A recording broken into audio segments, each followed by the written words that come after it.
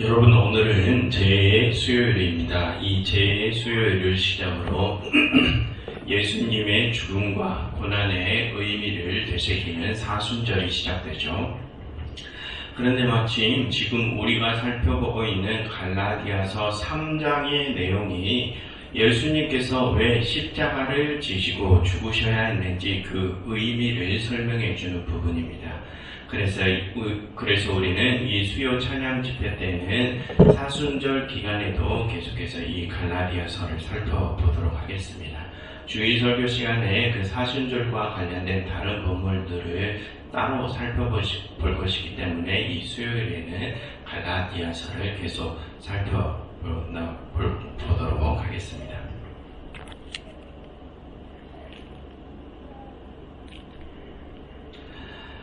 여러분, 이 3장에 들어와서 바울은 갈라디아 교인들을 책망합니다. 그것은 이전에 그들이 자신들 안에 일어난 성령의 능력을 체험했음에도 불구하고 지금 그들이 다시 거짓 교사들의 꼬임에 넘어가 육체를 따라 행동하기 시작했기 때문이죠. 여러분, 이전에 그들은 자신들의 구원이 자신들 안에 살아계신 예수님의 믿음으로 이루어진다는 것을 이미 경험했습니다. 그럼에도 불구하고 지금은 거짓 교사들의 거짓 가르침에 넘어가 율법을 지킴으로써 자신들 스스로 구원을 얻으려 합니다. 그래서 바울은 그렇게 육체를 따라 행하며 이전의 죄악의 시대로 돌아가려고 하는 그들을 책망하는 것입니다. 그래서 오늘 바울은 그렇게 율법으로 자신들이 구원받을 수 있다고 생각하는 거짓 교사들과 거짓 교사들의 주장을 그 율법으로 박살을 냅니다. 그럼으로써 바울은 갈라디아 교인들이 그 율법이 아니라 다시 예수님의 믿음을 붙잡게 하려 하는 것이죠. 먼저 6절부터 9절을 한번 보십시오. 거기서 바울은 아브라함에 대해서 언급합니다. 그것은 그 아브라함이 유대인들의 믿음의 시조이자 지금 유대 율법주의자들인 거짓 교사들이 가장 존경하는 인물이기 때문입니다. 여러분, 여호와 하나님에 대한 이스라엘의 믿음은 그 아브라함 때부터 시작되었죠. 하나님은 그 아브라함 때부터 이스라엘을 당신의 구원의 백성으로 삼으셨습니다. 그럼 여러분, 하나님께서는 왜 그 아브라함을 구원의 백성으로 삼아주셨습니까? 그가 율법을 지켰기 때문입니까? 아니죠. 그럼 무엇 때문에 그렇습니까? 6절, 하나님이 아브라함이 하나님을 믿음에 그것을 그에게 의로 정하셨다함과 같으니라 라고 하죠. 즉, 하나님께서는 그 아브라함의 믿음을 보시고 그를 구원의 백성으로 삼으신 것입니다. 그처럼 여러분, 이스라엘의 믿음의 시조인 그 아브라함은 율법이 생기기 전에 이미 믿음으로 구원받은 존재입니다. 여러분, 그러한 내용은 바울이 창세기 12장의 내용을 가져와서 인용한 것입니다. 즉, 지금 바울은 그 창세기라는 율법책에 기록된 말씀으로 율법을 좋아하는 거짓 교사들의 주장을 깨부수고 있는 것입니다.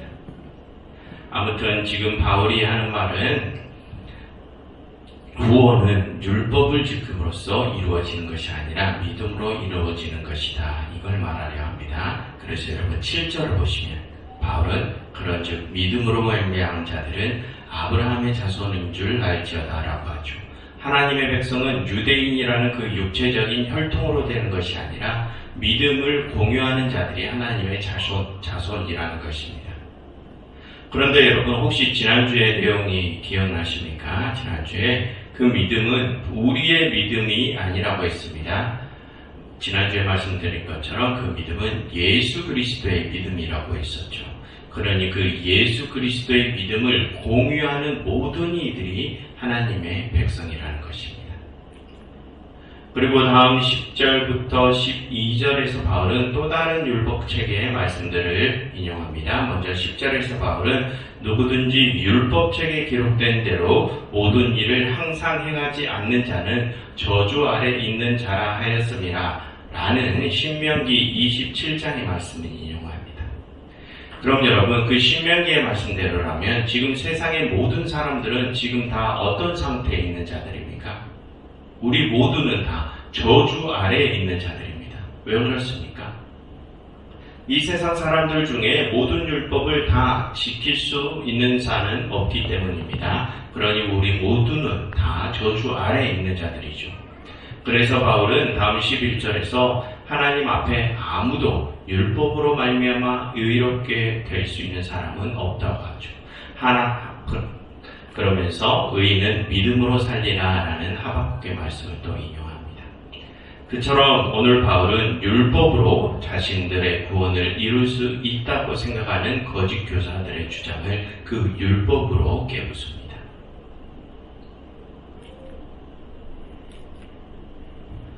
여러분, 율법으로 우리가 구원을 받으려 하는 행위는 그렇게 우리를 저주의 영역으로 끌고 갑니다. 그런데 여러분, 하나님께서는 우리에게 그 율법을 지키라고 명령하셨죠. 출애굽기, 민수기, 신명기에서 하나님께서는 모세에게 율법을 주시며 그 율법을 지키라고 하셨습니다. 그래서 이스라엘과 우리는 그 율법을 지켜야 합니다. 여러분, 여기서 우리가 주의해야 할 것이 있는데요. 그것은 지금 바울이 우리는 율법으로는 절대 구원을 받을 수 없다라고 말을 한다고 해서 그 말이 우리는 율법을 지키지 않아도 된다라고 하는 것이 아니라는 것을 우리는 주의해야 합니다. 여러분, 율법은 하나님의 명령입니다. 그러니 그 율법은 반드시 지켜야 하는 것이죠. 지키지 말라는 것이 아닙니다. 그런데 방금 바울이 말한 대로 그 율법은 우리를 저주의 영역으로 끌고 갑니다. 우리 모두는 그 율법을 모두 지킬 수 없기 때문이죠. 그래서 우리를 죽음으로 인도하는 것이 바로 그 율법입니다. 그럼 여러분, 우리를 그 저주와 죽음의 영역으로 끌고 가는 그 율법을 우리가 지켜야 하는 것이 맞습니까? 그럼 하나님께서는 우리를 그렇게 모두 몰살시키기 위해서 우리에게 그 율법을 주셨다는 말입니까? 여러분, 그게 아닙니다. 여러분, 하나님께서는 이 세상 모든 만물들과 연합되기를 원하시죠. 그게 하나님의 궁극적인 계획이십니다. 하나님은 오직 그 연합을 위해서 지금 쉬지 않고 일하고 계시죠. 그런데 그런 하나님과 우리가 연합되려면 우리도 하나님과 동일한 상태가 되어야 하죠. 거룩하고 성결하신 하나님과 우리도 동일한 상태가 되어야 하나님과 연합될 수 있습니다. 하지만 지금 우리의 모습은 죄로 뒤덮여 있죠. 그래서 하나님께서는 우리에게 율법을 주신 것입니다. 여러분, 그 율법은 우리에게 무엇이 거룩하고 거룩하지 못한 행동인지를 구별하게 해주죠. 그래서 하나님께서는 그 율법을 우리에게 주시며 우리도 역시 당신과 동일하게 거룩한 모습으로 만들려 하십니다. 그처럼 여러분, 그 율법은 우리로 하여금 거룩하지 못한 모습을 버리고 하나님처럼 거룩한 모습으로 나아가게 하는 길잡이 역할을 합니다. 그러니 우리는 그 율법을 지켜야 합니다. 율법 자체가 잘못된 것이 아닙니다. 하지만 말씀드린 대로 우리는 그 율법들을 다 지킬 수는 없습니다. 그래서 그 율법은 우리를 저주의 영역으로 이끌어가죠. 그래서 바울은 말하는 것입니다. 하나님께서 그 율법의 저주를 예수 그리스도께 맡기셨단 말입니다. 13절을 보십시오. 그리스도께서 우리를 위하여 저주받은 바 되사 율법의 저주에서 우리를 속량하셨으니 기록된 바 나무에 달린 자마다 저주 아래에 있는 자라 하였습니다. 라고 하죠.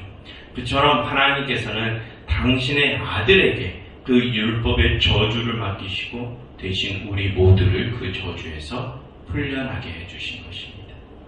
그러니 우리는 그 예수 그리스도의 믿음으로 구원을 받게 되는 것입니다.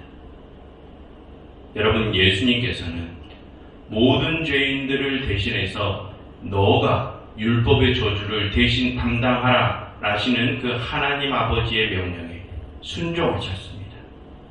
예수님의 그런 믿음의 행위가 우리를 구원으로 인도하는 것이죠.